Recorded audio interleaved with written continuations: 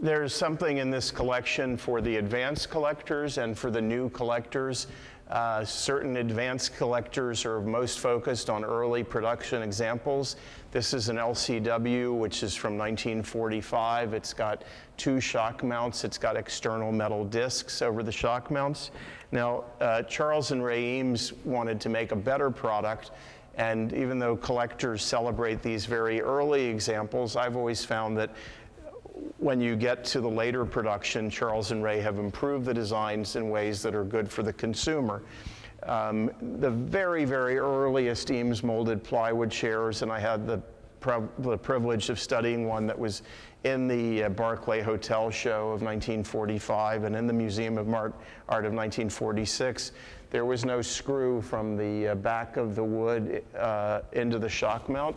The chair back was affixed to the back support with simply a rubber shock mount. When they turned to production, they put a screw in, and they wanted a very comfortable chair. They didn't want the screws to come into the chair back, and they wanted a more resilient seat, so they put the rubber shock mount there.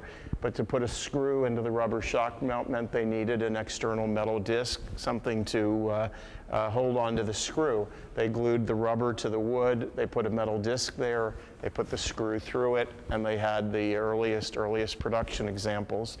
If you go on eamesdesigns.com, you can see this example and this example. They went from 2 shock mounts down to 1, and then when they found that it was expensive to tool the external metal disc, they did some work, and they got to the point where they devised their own shock mount with an integral metal disc, which you could see if you had X-ray eyes.